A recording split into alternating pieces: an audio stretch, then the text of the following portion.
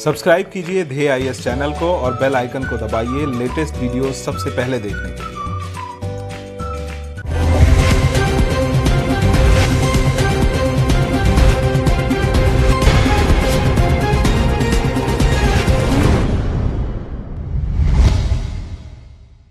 केंद्रीय मंत्रिमंडल ने बीते दिनों अटल भूजल योजना को मंजूरी दे दी।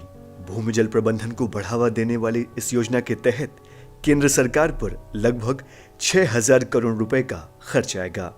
बता दें कि अटल भूजल योजना जल जीवन मिशन के तहत काम करेगी, जिसमें 7 राज्यों के 8,000 से अधिक गांव शामिल होंगे। इस मौके पर प्रधानमंत्री नरेंद्र मोदी ने कहा कि देश के प्रत्येक घरों में पानी पहुंचाने के संकल्प की दिशा में ये बहुत ही महत्वपूर्ण कदम है।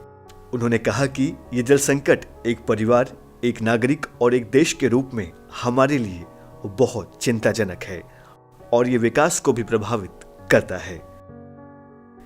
डीएनएस में आज हम जानेंगे अटल भूजल योजना क्या है, साथ ही समझेंगे भूजल से जुड़े कुछ और भी महत्वपूर्ण पहलुओं के बारे में।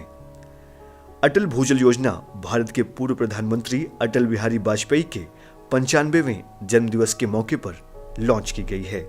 अटल भूजल योजना को 5 सालों के भीतर गुजरात, हरियाणा, कर्नाटक, मध्य प्रदेश, महाराष्ट्र, राजस्थान और उत्तर प्रदेश जैसे राज्यों के चिन्हित इलाकों में लागू किया जाएगा।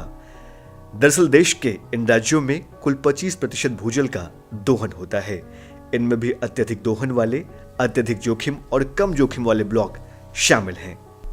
इस योजना के शुरू होने से इन राज्यों के कुल 78 जिलों में लगभग 8,350 ग्राम पंचायतों को लाभ पहुंचने की उम्मीद है। इसके अलावा अटल जल मांग पक्ष प्रबंधन पर मुख्य जोर के साथ पंचायत केंद्रीय भूजल प्रबंधन और व्यवहारगत बदलाव को भी बढ़ावा देगी। 5 वर्षों यानी 2020-21 से शुरू होकर 2024-25 तक की अवधि के दौरान चलने वाली इस योजना में कुल 6,000 करोड़ रुपए का खर्च आएगा। इस योजना में विश्व बैंक और केंद्र सरकार की हिस्सेदारी 50-50% की है, यानी इस योजना के तहत 3,000 करोड़ विश्व बैंक और बाकी के केंद्र सरकार द्वारा राज्यों को अनुदान के रूप में दिए जाएंगे। बाद में विश्व बैंक का पुनर्भुगतान केंद्र सरकार द्वारा ही किया जाएगा। दरअसल भौम जल यानी भूजल वो जल होता है जो चट्टानों और मिट्टी से रिस जाता है और भूमि के नीचे जमा हो जाता है। जिन चट्टानों में भूजल जमा होता है उन्हें जलभृत यानी एक्विफर कहा जाता है।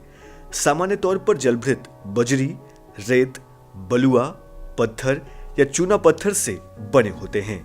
इन चट्टानों से पानी नीचे बह जाता है क्योंकि चट्टानों के बीच में ऐसी बड़ी और परस्पर जुड़ी हुई जगहें होती हैं जो चट्टानों को प्रवेश के योग्य बना देती हैं।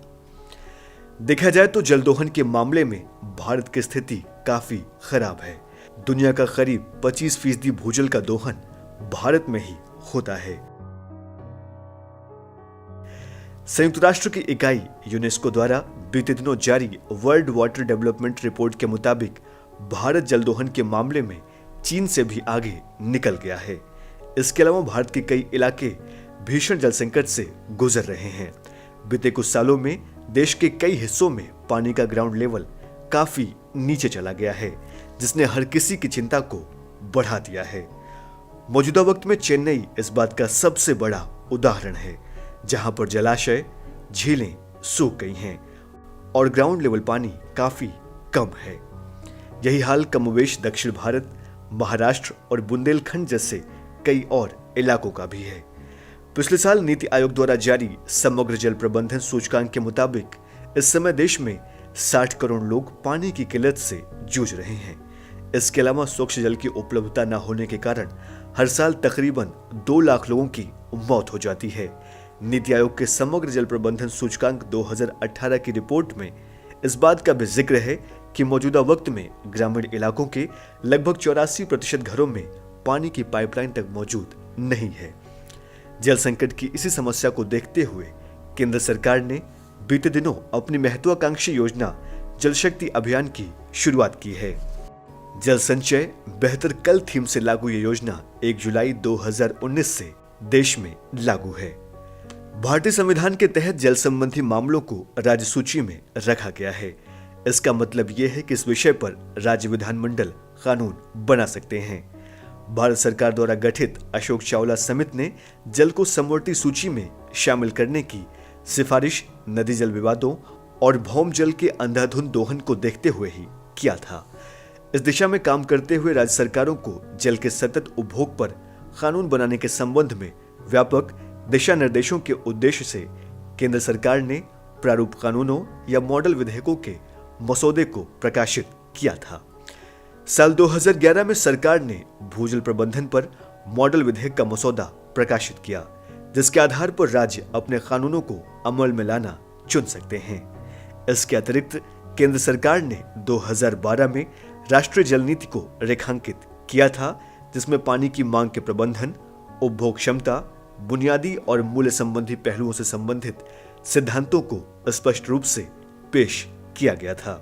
सर्वोच्च न्यायालय और अलग अलग न्यायालयों ने भी जल को प्राप्त करने के मूलभूत अधिकार को संविधान के अनुच्छेद 21 के तहत जीवन के अधिकार के अंग के रूप में उल्लेखित किया है। न्यायालयों ने कई विषयों पर फैसले सुनाए हैं, जिससे पेयजल तक पहुंच और सुरक्षित पेय के अधिकार को मूलभूत सिद्धांत के रूप में स्वीकार करना। भारत सरकार के जल शक्ति मंत्रालय ने 2 वर्ष पहले 14 अप्रैल को भीमराव अंबेडकर के जन्मदिवस को राष्ट्रीय जल दिवस के रूप में भी मनाने की घोषणा की थी।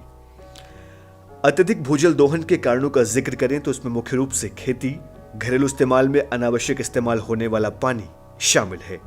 इसके अलावा बढ़ती जनसंख्या, जलवायु परिवर्तन और पानी संरक्षण के प्रति लोगों में जागरूकता की कमी भी अत्यधिक भूजल के दोहन के लिए जिम्मेदार है। अटल भूजल योजना इन्हीं सब मुश्किलों से उबरने की दिशा में एक महत्वपूर्ण कदम है। इस योजना के तहत न सिर्फ भूजल के दोहन को कम करने की कोशिश की जाएगी, बल्कि भूजल की मॉनिटरिंग भी की जा सकेगी। केंद्र सरकार ने इस योजना के तहत किसानों से ऐसी खेती पर काम करने का आग्रह किया है जिसमें पानी की लागत कम हो।